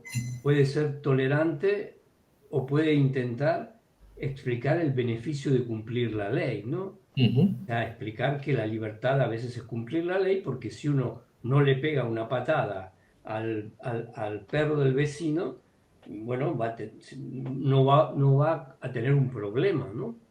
Entonces, reflexionar sobre las acciones que uno considera desde la moral que cada persona tiene, ¿no? Y de la cual educa, ¿no? Educa entre comillas, porque esta palabra ya también hemos hablado bastante, ¿no? O sea, ¿qué es educar, ¿no? Pero bueno, no quiero entrar en la polémica esta, sino en que con estos parámetros con los cuales nosotros intentamos reflexionar con nuestros hijos, que tienen un porcentaje de tolerancia muy grande, luego sucede que el mundo exterior no acepta esa tolerancia. Si yo no le explico a mi hija que no le tiene que pegar una patada al perro del vecino, o le estoy tratando de decir, bueno, no estamos hablando de bien o mal, pero el mundo sí tiene estos semáforos que dicen rojo, verde. Por lo tanto, si yo de alguna manera no trato de comunicar con ella para que entienda la complejidad de la sociedad que hay fuera de casa, en donde si ella no cumple con la ley va a ser castigada, ahí va a ser inflexible, porque ella nos lleva un cartel, yo soy SAF y me van a perdonar. Igualmente, aunque fuera así, o sea, yo no puedo aceptar al 100%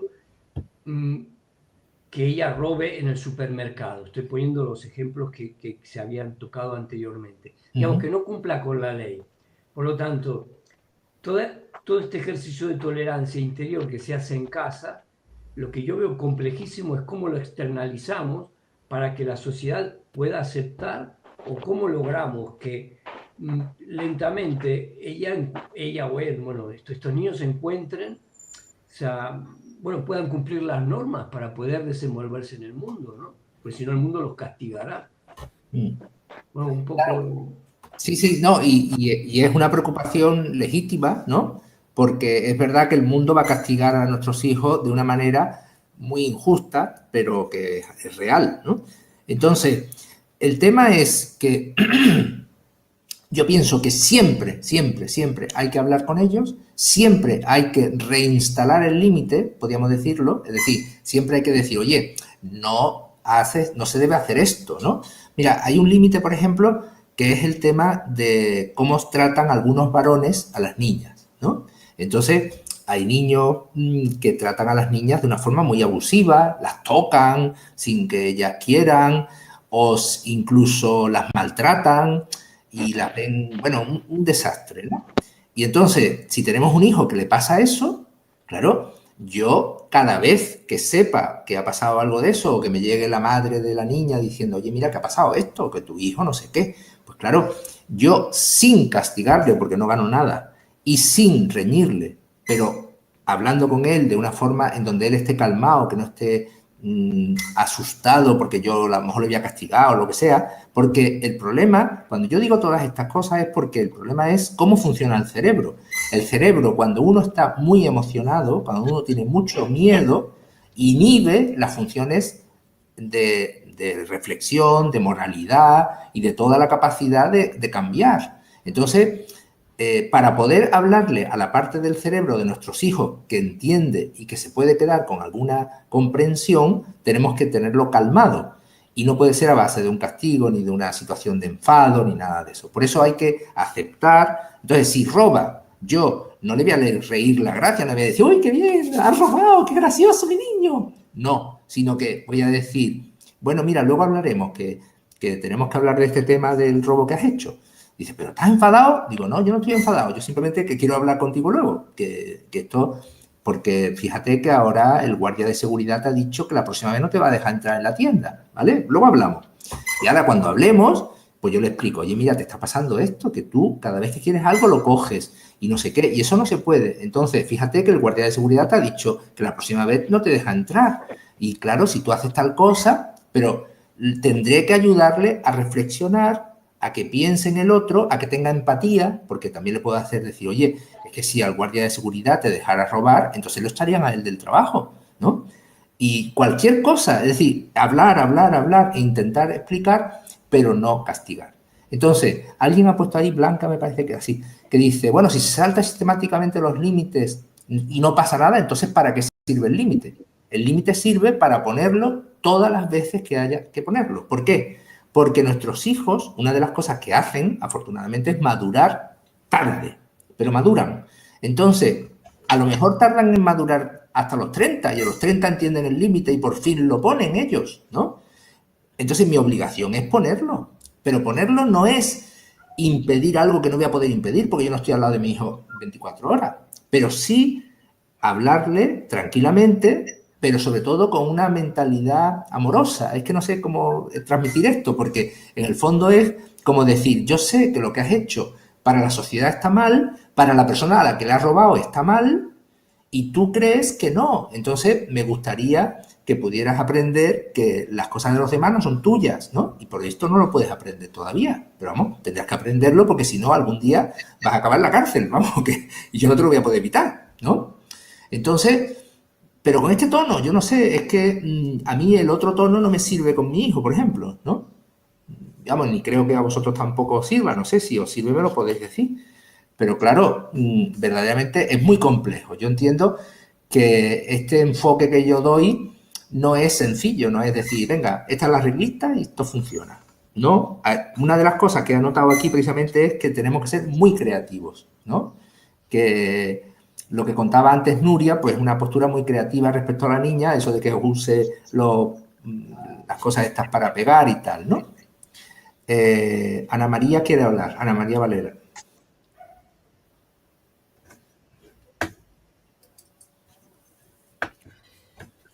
Adelante, Ana María. Ana, ¿quieres hablar, no?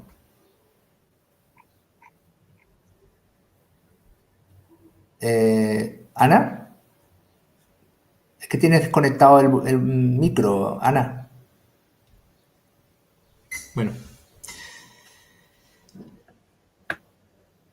Bueno, sigo hablando y ahora que hable Ana cuando se conecte.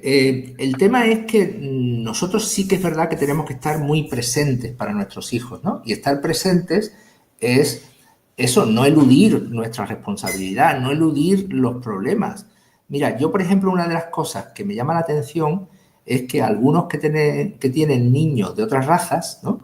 Muchas veces viven como si ignoraran que tienen otra raza y que va a haber racismo y que va a haber problemas y qué tal, ¿no? Entonces, yo entiendo que si tenemos hijos con otras razas, pues eso no podemos eludirlo, ¿no? Y que habrá que hablarlo no una vez, sino 50.000 veces, ¿vale? ¿Por qué? Porque los problemas van a surgir en muchísimos momentos y de muchísimas maneras, ¿no? Hola. ¿Sí? ¿Eres Ana o no? Es que no...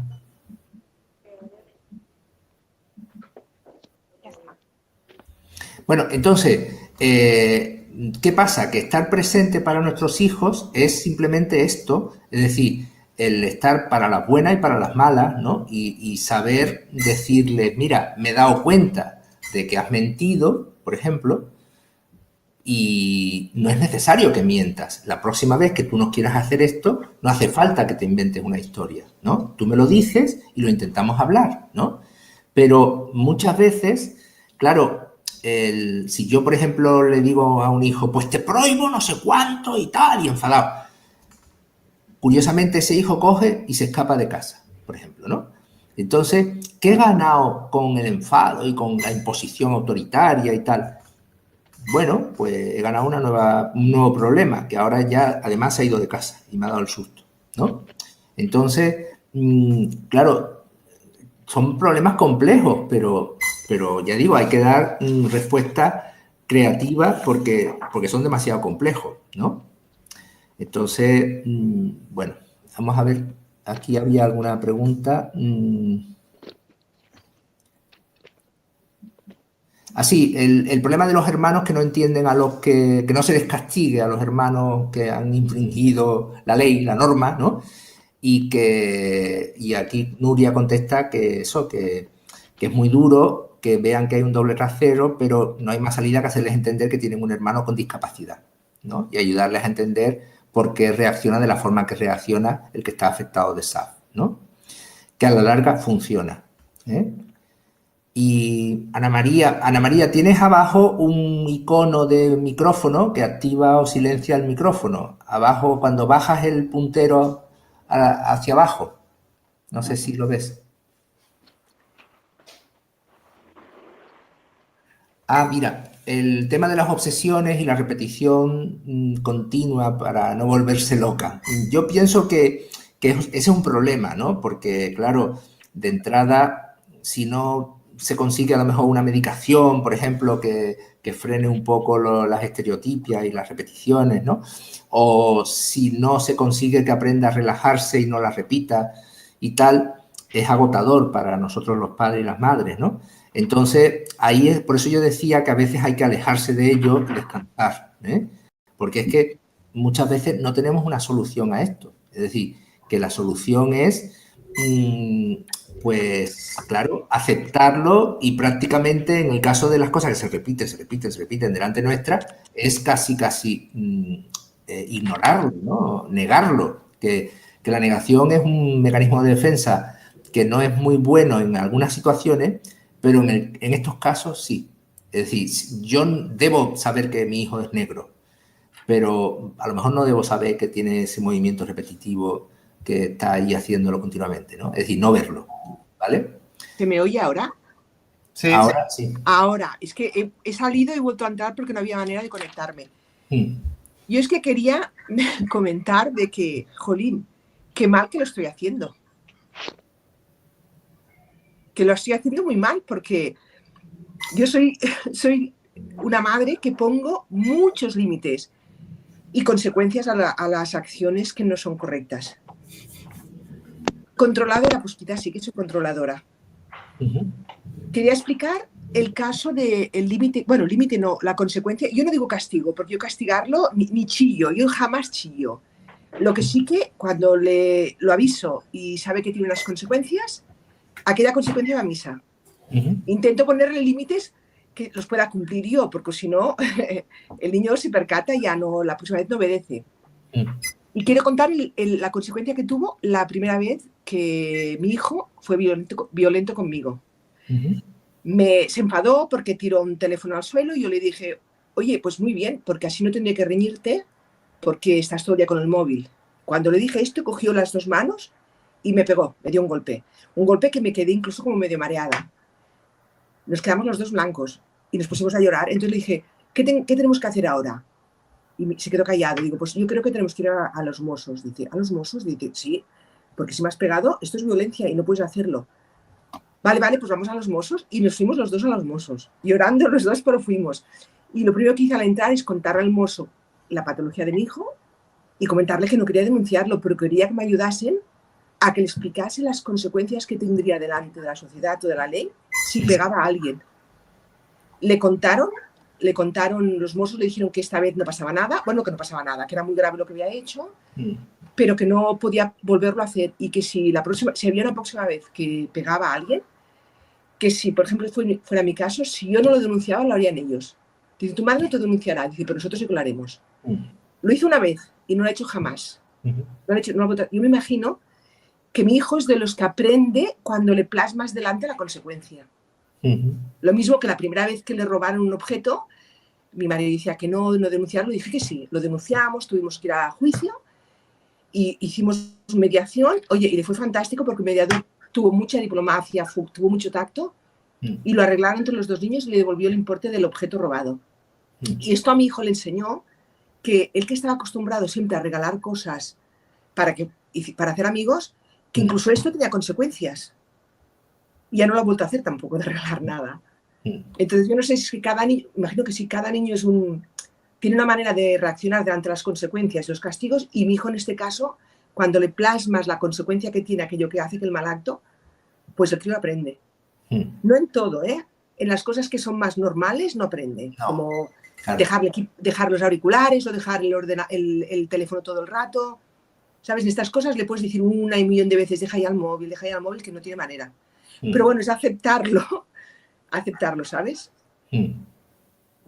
Bueno, yo es que pienso que lo de los Mossos, por ejemplo, es una manera creativa de plantear el asunto, ¿no? Ahora, es verdad que una de las causas que yo intento evitar o de los problemas que intento evitar cuando digo que hay que aceptar, que no hay que castigar y tal, es el aumento del miedo en nuestros hijos. Entonces, ya tienen suficiente miedo ante la realidad como para aumentársela con las amenazas, con los castigos, con los chantajes, con cualquier cosa así. Pero, claro, es verdad que el miedo es una manera de aprender. Así es como aprenden los perros cuando las mascotas, ¿no? Que tú le pones, le asustas y entonces ya sabe que no tiene que hacer eso, ¿vale? Entonces, a veces, si es un comportamiento muy malo, ¿no? Porque ya digo, si es un niño que le pega o abusa de las niñas y les toca y no sé qué, oye, pues que tenga miedo. Prefiero que tenga miedo a que abuse de las niñas, ¿no? Pero es un caso extremo, a lo mejor, ¿no? La cuestión es que si podemos conseguir el mismo resultado sin provocar miedo o más miedo del que ya tiene, pues mejor. Entonces, es verdad que claro, la gente, por ejemplo, no bebe tanto y conduce con más cuidado porque tiene miedo a la multa, ¿no? Es una cuestión de miedo. El problema es que nuestros hijos tienen mucho, tienen demasiado, ¿eh? Entonces, claro, por eso yo siempre procuro que haya una salida diferente y más creativa, ¿eh? Sí, pero yo avisé al niño de que íbamos a los Mossos porque ellos, como profesionales, le explicarían qué consecuencia traía su comportamiento. Digo, Claro, porque yo, sí. Por eso digo, eso es muy creativo, me parece muy bien. Sí, sí. ¿Sabes? ajá. Pero vamos,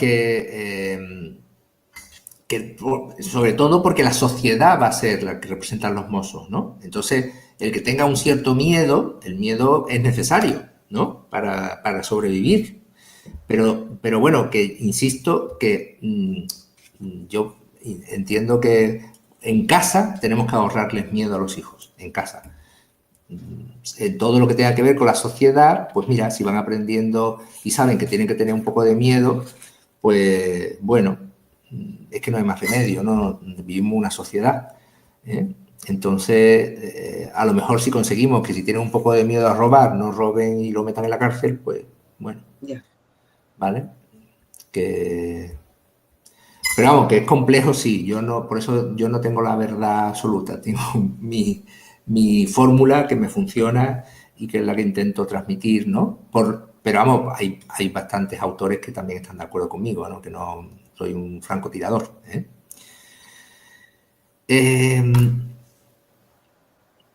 Bueno, tenía aquí como un resumen de ideas, porque ya estamos llegando, a lo mejor no sé si tenemos tiempo, que para mí lo que tenemos que cultivar es, sobre todo, el poder celebrar el día a día con nuestros hijos, ¿no? Es decir, el estar contentos de estar viviendo con ellos. Eso es muy difícil a veces, ¿no? Pero ese debería ser como el objetivo, ¿no?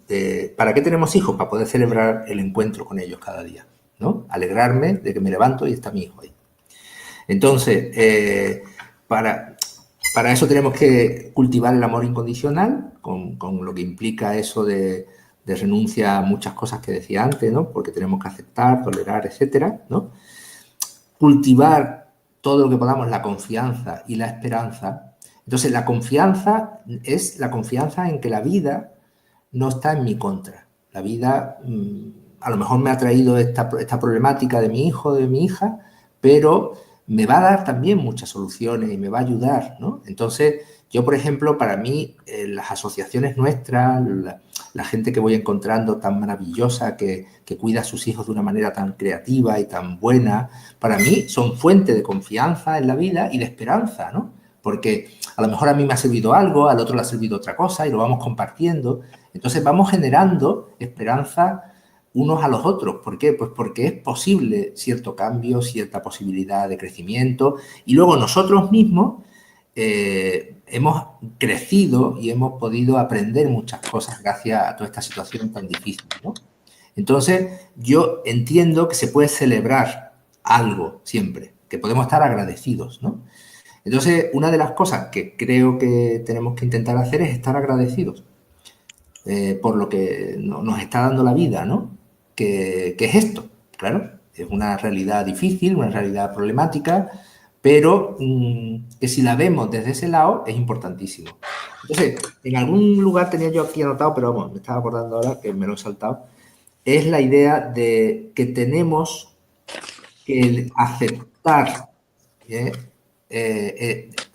tenemos que elegir lo que estamos haciendo y viviendo con nuestros hijos, ¿no? Para salir del lugar de víctima. Es decir, tenemos que decir, bueno, es que yo, si tuviera que elegir ahora, volvería a elegir a este hijo con estos problemas, ¿no? Porque lo he elegido, porque es lo que tengo, ¿no? Entonces, el sustituir la idea de aceptación por lo he elegido es como darle una connotación todavía más de darle la vuelta a la aceptación, ¿no? Es decir, es que yo elijo a mi hijo, ¿vale? Y elijo esta situación. Entonces, como la elijo, eso significa que es que lo he aceptado plenamente y estoy dispuesto a llevarlo a las consecuencias más gratificantes que pueda, ¿no? ¿Por qué? Pues porque como lo he elegido, pues no quiero otro hijo, no quiero un hijo maravilloso, no quiero un hijo que sea muy inteligente, no, sino simplemente elijo al hijo que tengo, ¿vale? Y elijo la situación que tengo, ¿vale? Entonces, esto es complicado, pero os invito a intentar por lo menos pensarlo, ¿no? Esa idea de elegir lo que tengo, ¿vale? Y dejar de elegir sentirse víctima. Porque es verdad que hay gente que le gusta tener un poder, ¿no? Desde el victimismo y decir, hay que ver qué tragedia lo que tengo, porque sufro mucho, porque esto, porque lo otro. Y no se gana nada desde el victimismo y lo que hay que hacer es decir, no, pues yo voy a ver qué parte buena tiene, qué parte positiva tiene esta situación y desde ahí es de donde la voy a vivir. No desde la parte de sufrimiento. Claro que tengo sufrimiento, pero bueno, lo acepto y a otra cosa, ¿vale? Lole quiere intervenir, José Ignacio.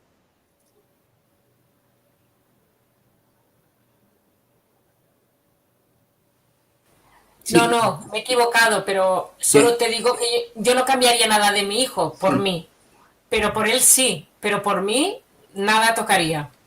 Ya. Claro, pero ¿tú quieres hablar, Martín? ¿O no? ¿Sí? Habla. El micrófono tienes que ponerlo. A ver, yo creo que bueno, no me veo, pero da igual. Sí. Que no creo que sea negativo el intento de cambiar nuestra realidad de alguna manera u otra, ¿no? No. O sea, aceptar aceptar entre comillas, porque la mayoría de nosotros, o bueno, un porcentaje de los que hemos adoptado, no hemos elegido esta situación, no conocíamos que íbamos a tener que transitar este camino.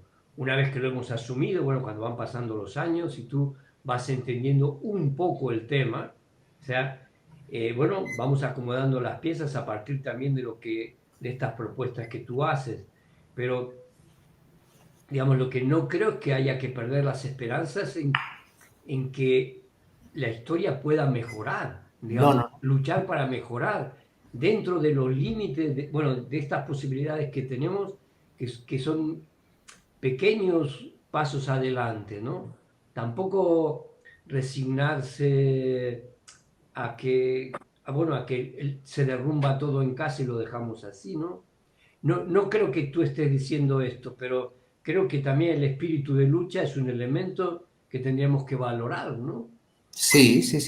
Claro, no, pero fíjate que de modificar, ¿no?, la realidad, no de aceptar simplemente lo que nos ha tocado, sino buscar todos los medios para que estos niños en el futuro, bueno, puedan tener una autonomía mínima, bueno, todas las cosas que planteamos en la asociación, que para eso estamos luchando, ¿no?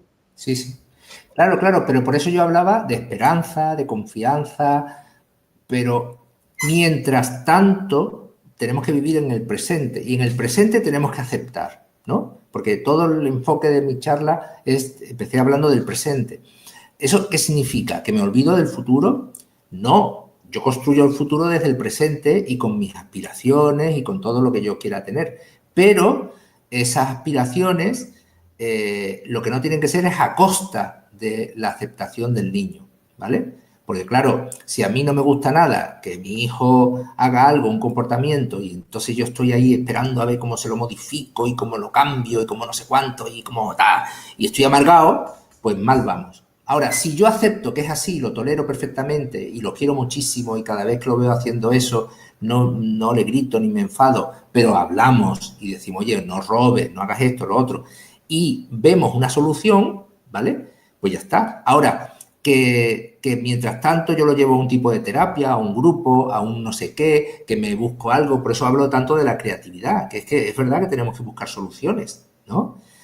Y esperar que la vida nos ayude, porque ya digo que no todo tiene que radicar en nosotros solos, ¿vale? Sino que tenemos que apoyarnos en gente y en instituciones y en lo que haga falta, ¿vale? Porque es verdad que queremos lo mejor para nuestros hijos, claro, pero sí que tenemos que transmitirles, que eso es complicado porque es una tensión la que se crea aquí, es que yo te quiero tal como eres hoy, aunque es verdad que como padre puedo tener una ambición de que crezcas, ¿no?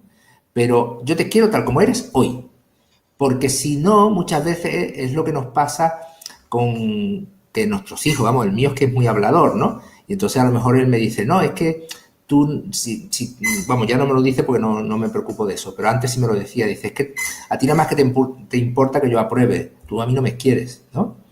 Y desde hace ya mucho no le pido las notas, ¿no? Ni las veo, no se las pido ni al colegio, Pero curiosamente, hoy, me la acaba de mandar hace un momentito, mientras estábamos en la charla, me ha mandado sus notas. Ha sacado todo notable. Por primera vez en su vida, vamos, que es una especie de heroicidad que ha hecho, no sé por qué, pero bueno, está muy bien. Y me las ha enseñado, yo se lo valoro, pero cuando eran todo suspenso, pues yo no quería ni saberlas. ¿Por qué? Pues porque era una humillación para él y yo no quería que la relación se contaminara con las notas. Las notas son arbitrariedades del medio escolar que usan para valorar y para evaluar, pero que no tienen que condicionar la relación entre mi hijo y yo, ¿vale? Ahora, que si sirven para su autoestima y ahora si sirven, pues estupendo. Pero que si no sirven, yo no las uso para nada. A mí las notas no existen, ¿vale? Nuria ha intervenido en el chat. José Ignacio. Sí.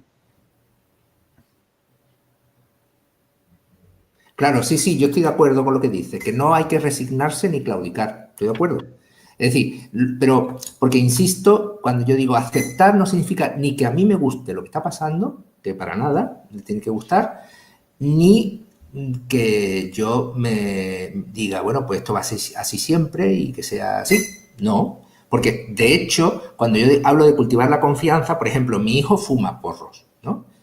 Entonces, yo estoy convencido de que llegará el día en que no lo fume, ¿vale? Lo que pasa es que va a tardar, que mientras tanto va a estar haciendo eso. Entonces, ¿y por qué tengo confianza? Porque ni es el típico niño fumador, es decir, con las condiciones sociales que llevan a los niños a fumar porro, ni él tiene esas características, ¿no? que son típicas, y luego que me tiene a mí, que le estoy dando un modelo determinado y el ambiente que le rodea, que creo que va a favorecer el que no. Pero tiene que probarlo y tiene que vivirlo y tiene que tal, pues parece que sí. Entonces, yo no es que me resigne, yo para nada. De hecho, en Navidad le metí una bronca al pobre que se la tragó entera porque a mí me salen pegarle bronca también a veces, yo no soy perfecto. Y es porque me tocó una fibra muy sensible respecto al tema de la droga, porque se presentó fumado en la cena de Navidad y eso a mí me mató, ¿no? Pero luego lo hemos hablado, incluso yo le he pedido perdón por haberme enfadado tanto, pero cada vez que hablamos del tema de que yo no quiero, de que él no debe, que es muy joven, que no sé cuánto, y que se va a enganchar, etcétera, etcétera.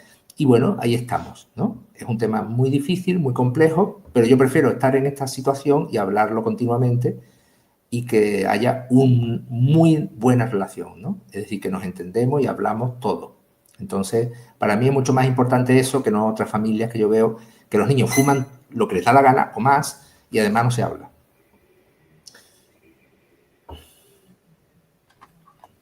Nuria dice, ayudarle a conocerse es constructivo y satisfactorio. Al final terminas sintiéndote orgulloso de conseguir que esta personita vaya avanzando en su autoconocimiento.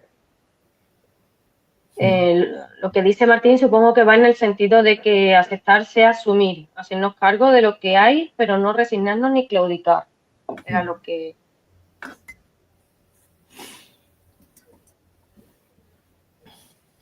¿Alguien quiere intervenir? ¿Por el chat o pide la palabra? Sí, yo de todas formas, mira, os voy a nombrar como si dijéramos las herramientas que podemos tener para poder conseguir cambios en nuestros hijos, ¿no?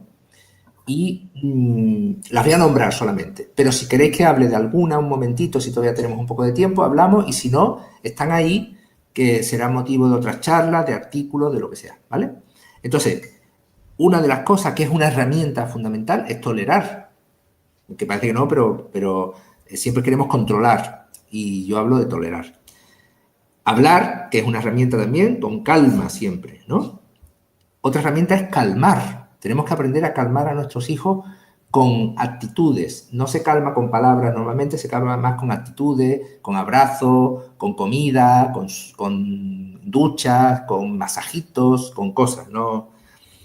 Estar muy presentes es también una cosa muy importante, es decir, no estar mirando hacia otro sitio mientras realmente el niño está ahí, sino mirándolo y sabiendo qué le ha pasado, por qué se comporta así, por qué se ha enfadado, por qué está gritando, ¿no? Estar presentes nosotros. Es decir, poder empatizar. No podemos empatizar si estamos en 200 problemas en la cabeza, ¿no? El cuaderno de los agradecimientos, que es algo que yo he explicado en algún artículo y en las charlas que doy, que es, os invito a hacerlo, escribir 3 agradecimientos cada día, ¿vale? Eso ayuda a mirar el lado positivo de la vida.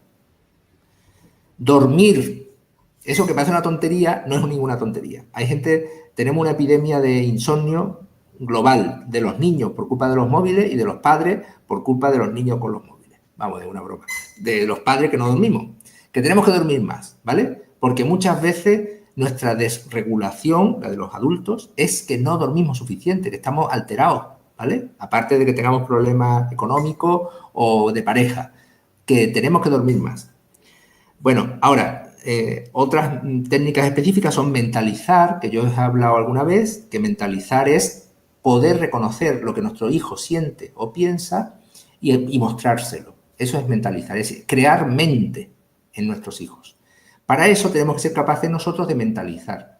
Cuando yo reacciono cabreado, no estoy mentalizando.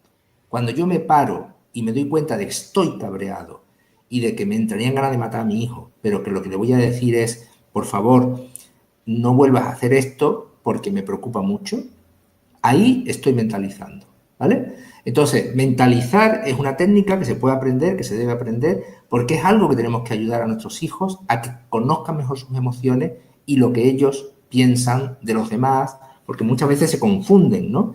Y claro, que creen que igual que el dinero es una cosa que si está ahí encima da igual, es suyo de los otros, pues a veces también el cuerpo del otro da igual, lo pueden tocar y no pasa nada, o las emociones del otro, ¿no? Ellos pueden chinchar a otro, machacar a otro, y eso no es nada, eso es como jugar, ¿vale? Entonces es importante ayudarle. Hay otra cosa que es la validación, que también la he explicado alguna vez, que es simplemente decirle al niño, oye, debes estar muy enfadado cuando le has pegado esa patada a la puerta y la has roto, ¿vale? Entonces ahí lo que estás diciendo simplemente es, te veo, reconozco que tienes una emoción concreta que es el enfado o la rabia y que has roto una puerta motivado por eso, ¿vale? Ya está. Eso no justifica la acción ni tampoco la critica, es simplemente valida lo que ha pasado. Eso ayuda al niño a darse cuenta de sus acciones, a darse cuenta de sus emociones y de que le estamos viendo, que estamos presentes con él. Otra técnica o herramienta que podemos usar es dormir con nuestros hijos. Eso les calma mucho, les vincula mucho y suele funcionar muy bien con niños que se desregulan mucho. Bueno, jugar, por supuesto, el mindfulness o la atención plena, que la practiquemos nosotros y que si pudiéramos introducirla con nuestros niños también estaría muy bien.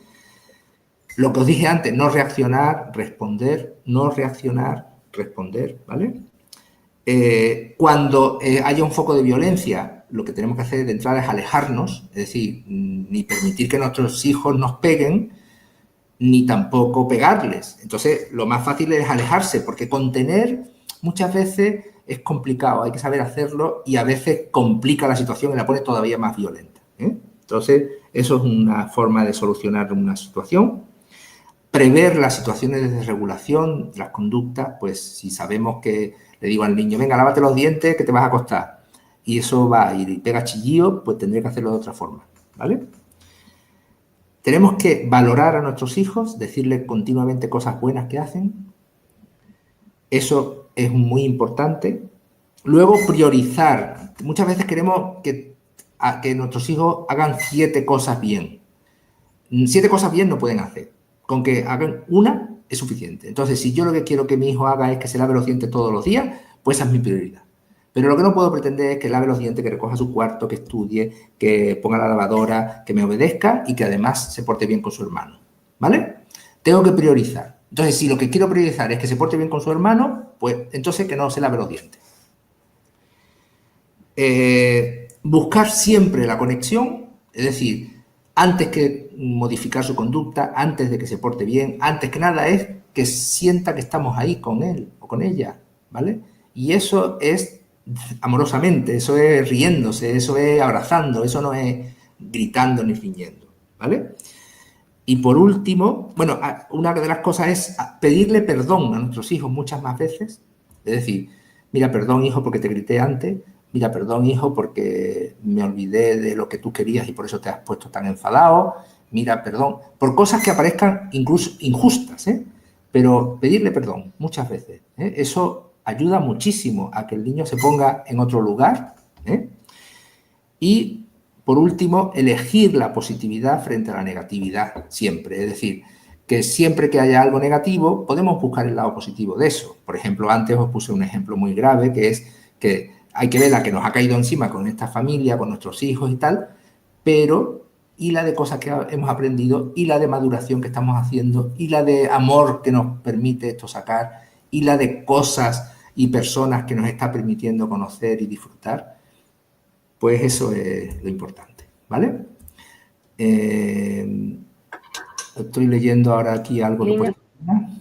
Lina ha intervenido en el chat. Yo creo que si no hay más aportaciones, un poco el resumen también que ha hecho José Ignacio y la palabra que tiene Lina en el chat un poco, pues habla, ¿no?, de todo lo que José Ignacio nos ha ido diciendo durante esta sesión, ¿no?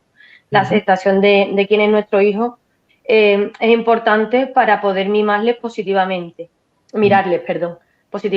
Si los padres los miramos como malos, difícilmente pueden ser positivos respecto a ellos mismos, porque pues ataca, ¿no?, o mina su autoestima, sin olvidar seguir con los límites y haciendo ver la consecuencia de sus actos y la de los otros, ¿no? Y también añadir a esto la importancia que dijo José Ignacio también durante la sesión del autocuidado de la familia.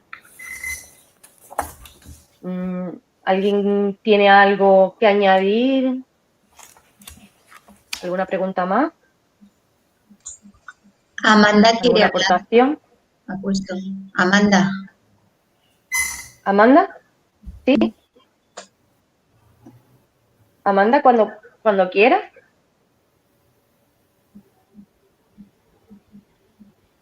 Está el micrófono silenciado, Amanda.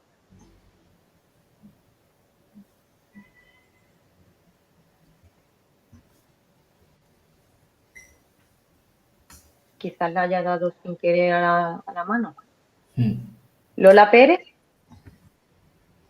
Sí, yo quería dar las gracias a todos y especialmente, bueno, pues a José Ignacio.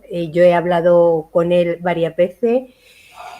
Me ha ayudado muchísimo desde el teléfono. Todo lo que me contaba y siempre me dice lo he puesto en práctica, me ha servido, quiero que lo sepa y que lo sepáis. La creatividad me ha sacado de muchos conflictos también. Me invento cosas que yo a veces digo, ¡buah! Y además funcionan, o sea, es como una varita mágica. Gracias también a María, que me ayuda un montón.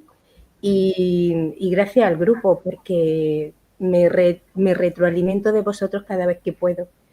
Y bueno, ahora mismo estoy muy emocionada, me ha encantado estar con vosotros y simplemente quiero dar las gracias. Muy bien, pues gracias a ti, Lola. Gracias, Lola.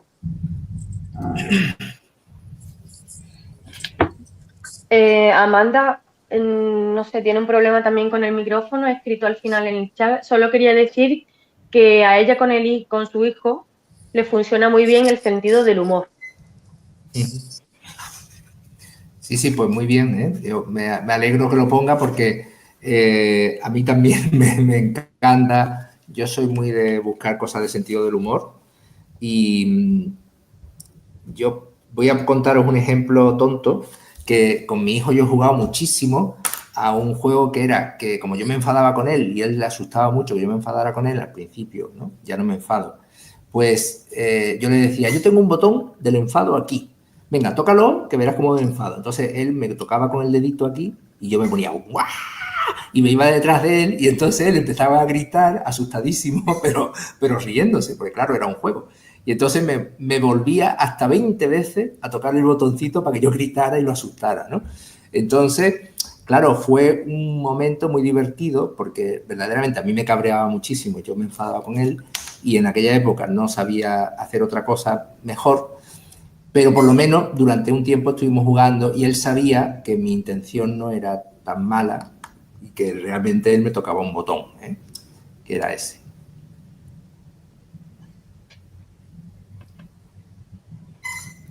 Bueno.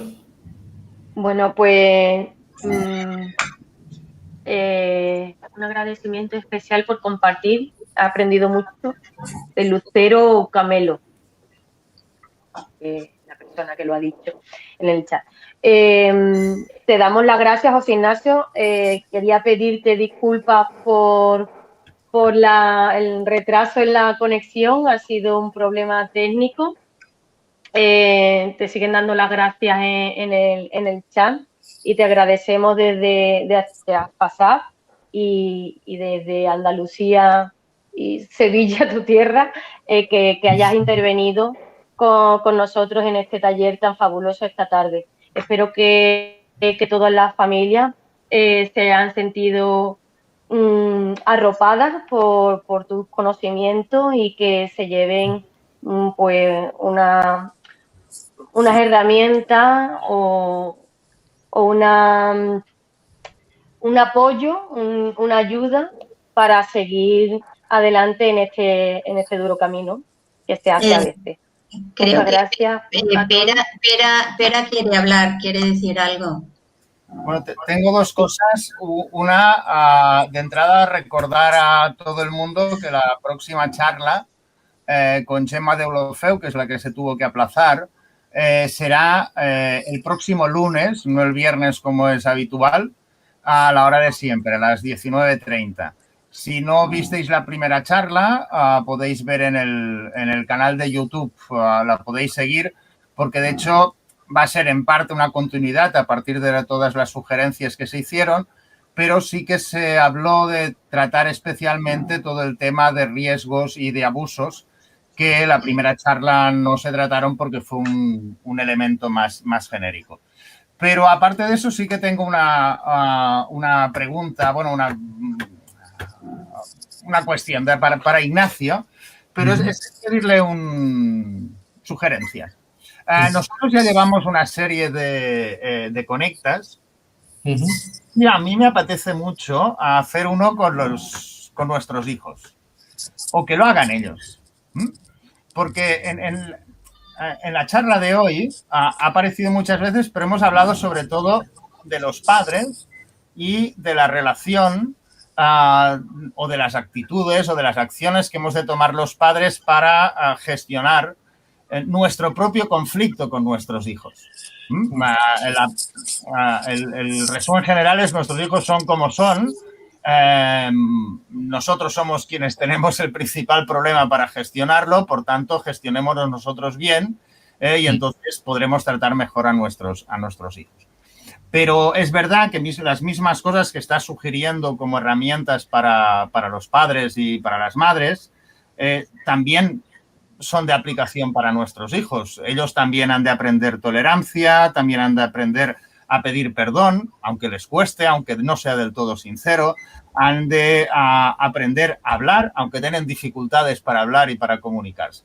Entonces, con esta experiencia del Conecta, a mí personalmente me apetecería mucho intentar hacer uno con ellos, para ellos y con ellos solos. Así de entrada, lanza la piedra. ¿Cómo debería ser o cómo te lo imaginas, si te imaginas que es posible? ¿Y qué debería pasar? ¿Y cómo deberíamos dinamizarlo, orientarlo? Me preguntas, ¿no? Sí, claro. Te pido consejos. Sí. Sí, yo pienso que hay un problema que es que la gente más interesante a lo mejor serían los púberes, los prepúberes y algunos adolescentes, pero los adolescentes a medida que ya tienen 15, 14, 15, 16, ya es como que les da una vergüenza extrema y por otra parte quieren desligarse un poco de todo esto, ¿no? Entonces, a veces es difícil convocarlos, ¿no? Si hubiera algún grupo ya establecido en Barcelona o en algún sitio grande donde a lo mejor se ha podido ir trabajando con ellos en presencial y tal, pues sí que podría ser una posibilidad para ir sumando a otros y conseguir un grupito mediano, ¿no? Pero, claro, a los más chicos es más fácil. Tú los coges y los convocas y en un momento dado vendrían y hablarían. Y verás, sería muy interesante también. Los chicos, los prepúberes y púberes, suelen ser muy divertidos y muy graciosos las cosas que pueden soltar y tal, ¿no? Entonces, bueno, yo no diría que no, ¿eh? Porque con lo de la creatividad yo estoy totalmente de acuerdo. Es decir, que tenemos que inventarnos cosas y aprovecharlas, ¿no? Pero no sé, porque a veces cuesta la propia vida convencerlos, porque les da mucha vergüenza, más que nada, ¿eh? Entonces, no sé. Si tenéis algún grupo o alguna experiencia de grupo ya abierto, ¿no? Ahí sería fantástico, claro. Vale, tomamos nota, es verdad, podemos partir de los grupos que tenemos más o menos establecidos, que han creado relaciones de amistad y de tolerancia entre ellos y invitar a que conozcan a otros participantes de otras zonas que no han podido tener esa participación. Puede ser interesante, podemos partir de ahí. Muchas gracias. Bueno, y gracias por toda la intervención en general. Muy bien.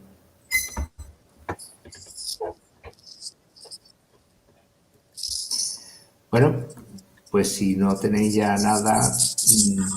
Bueno, muchísimas gracias, José Ignacio. Como siempre ha sido muy positivo y, bueno, siempre va muy bien estar en una charla contigo. En algún momento te podemos emplazar para que nos des otra y nos continúes explicando cosas como la mentalización y otros aspectos. Sí. Eso, por ejemplo, me comprometo, vamos, que cuando queráis hablamos de la mentalización y de las cosas específicas, sobre todo en la comunicación con ellos, ¿no? Porque es verdad que yo he insistido mucho en hablarles, pero hay que hablarles con algunas características, algunas premisas, ¿vale? Para que de verdad les ayudemos a construir eso que falta. Esa frase lo ha dicho varias veces, pero es así, ¿no? Es decir, ojalá podamos ser un poco terapéuticos con ellos, porque sus terapeutas a veces cuando van a psicólogos y tal no son suficientes, ¿no? Nosotros estamos todos los días allí y tenemos muchas oportunidades. Entonces, el poder mostrarle, mira, te ha pasado esto, has sentido esto, ¿no? Y tal, eso es transformador y genera mucho de lo que les falta, ¿vale? Pues te tomamos la palabra y te emplazamos, a otro Conecta. Muy bien. Muchas gracias, José Ignacio. Un abrazo. Hasta luego. Muchas gracias. Pues siguen dándote las gracias también por el chat y alguna persona también vendrá a visitarte. Como siempre ha sido un placer. Vale, muchas gracias. Muchas gracias. Vale, hasta la próxima. Venga, gracias. Damos por finalizada ya la sesión. Vale. Muchas gracias a todos. Venga. Hasta luego. Adiós. Gracias a todos.